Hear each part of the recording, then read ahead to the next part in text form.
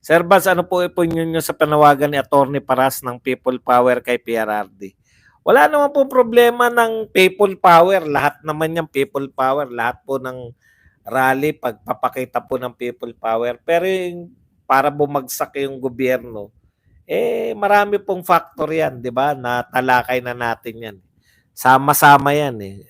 Sa dalawang people power po na naganap sa Pilipinas lang ha, hindi ko alam, wag na yun sa iba. Yung sa Pilipinas, ang mga factor po niyan, una, may tao, marami. Ikalawa, merong bumaliktad na military component. Di ba? Sa dalawang people power, meron. O yung mga tropa nila Gringo, nila Enrile Ramos, bumaliktad. O ikatlo, may nahati yung mga oligarko, may kumampi kalakori na oligarko.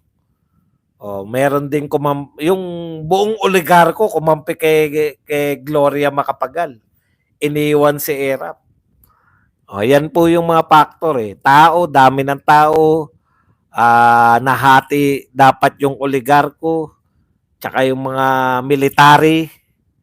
Yan yung mga component ng people power para maging matagumpay. Nung sinuri natin yan, wala pang military, di ba? Wala pang oligarch. Tayo-tayo lang. Kasi ang bilis po pag may oligarko eh. Alam niyo kung bakit? O, di ba? Halimbawa, yung people power to, puta, Ayala yun. Di lahat ng mga ano ni Ayala. O, punta kayo dyan. Pamparami kayo. Tuloy ang sweldo. Di ba? O, ganun po yun. Feeble-minded kasi yan si Quezon pag nagpauto kay Mr. Gimme 5 na may kasamang 5K. Sige, para magkaalaman na, solid DDS kami, Inday Sara Duterte.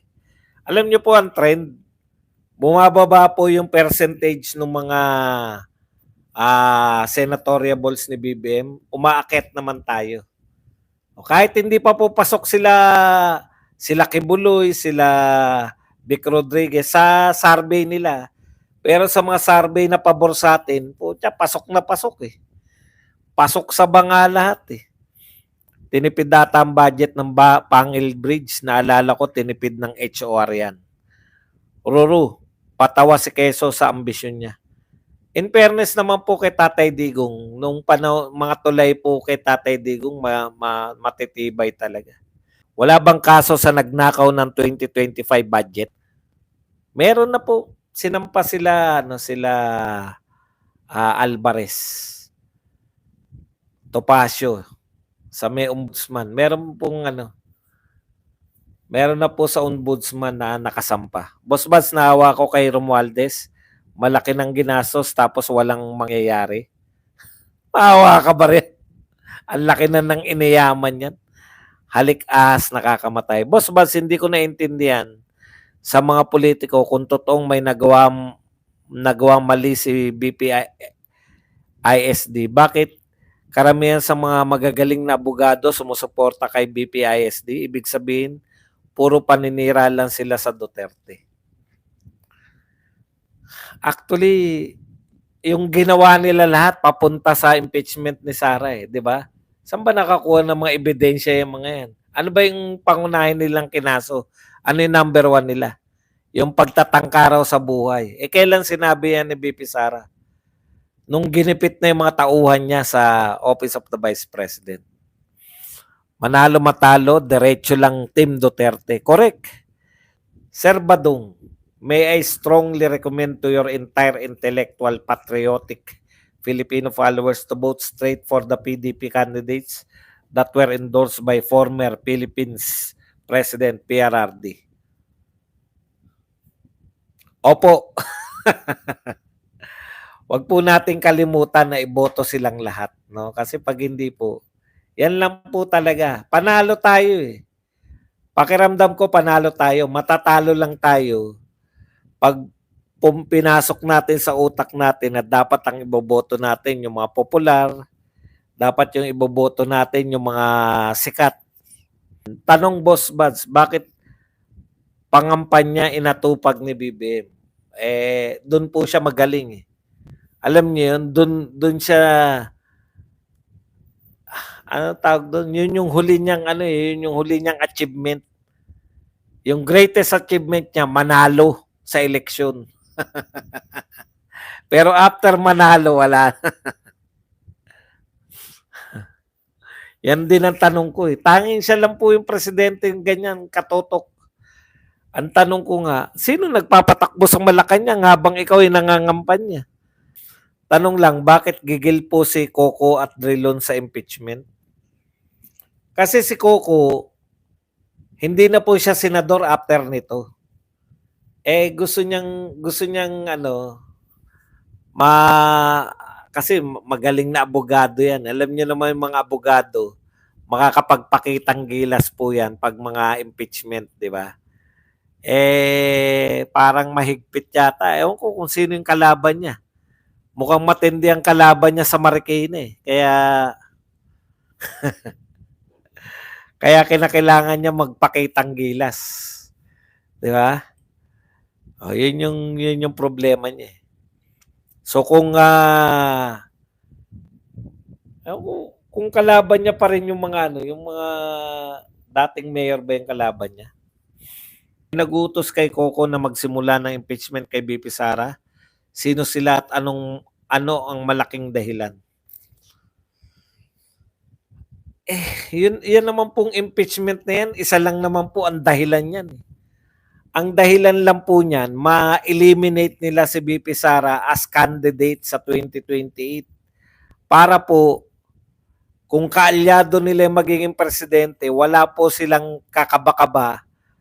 Kasi ano po sa kanila yan eh, kahit papano, nung natapos po yung termino ng tatay nila, ang bigat po nun yung sari-saring kaso nila. Di ba? Kung saan-saan sila. Dami pong kaso ng mga Marcos eh. Ngayon lang nadidismiss unti-unti nung presidente na eh. Kaya po, tansya nila sa dami ng, alam naman nila ginagawa nila eh. Sa dami nilang ginagawa, eh baka maulitan na naman ang katakot-takot na sampa ng kaso after ng termino nila. Assurance nila yan eh. Na pagkaalyado nila, lalo na kung pinsan niya yung mananalo, eh pwede na silang hindi na sila kakabahan. Kung Duterte, di binueltahan sila. Kaya ka dumadalo sa misa, pupunta ka roon, gusto mong umattend. Yun po yun. Gusto naming magpahayag ng aming damdamin. Kung ayaw mong magpahayag, kita mo nga dito, pumapasok ka nga rito, di ba? Dahil gusto mong ipahayag yung gusto mong masaya ka. Kahit kinukontra ka ng lahat. Ganun lang talaga yun. Ganun din yung pag-attend ng rally. Umattend ka rin kasi ng rally. Pagka nananawagan yung mga BBM vloggers, attend ka rin para masayahan ka. Magkakaroon ka ng bagong perspective eh. Yung iba kasi ate na lang ako pag people power. Hindi po eh. Bakit sa tingin nyo attend yung umate ng rally? Di ba? Masaya eh. Parang ano yan, para kang umattend ka ng party. Attend ng party. Ganun lang din po yan. 32 million ka ng 32 million. Kayo din naman, nagrarally rin naman kayo. Wala rin naman 31 million. Ang tanong lang, bakit ba sama si BBM sa pangangampanya? Maraming kinakaharap na problema ang bansa, inuuna pang pangangampanya. Jesus de la Cruz. Alam mo, Jesus, tingin ko kay BBM yung hinahanap-hanap niya yung may worth, yung niya, yung may silbi siya. May silbi lang siya tuwing may kampanya. Hinahanap niya yung makatikim uli ng panalo. Kasi talo siya as a leader, talunan siya eh. As a leader, wala siyang na-resolve ang problema. As a leader, palpak siya. Gusto niya sariwain yung eto ko dito ko magaling eh. Yun po. Yun yung gusto niyang manariwa. Manariwa yung saya nung mananalo na naman ako. Yan.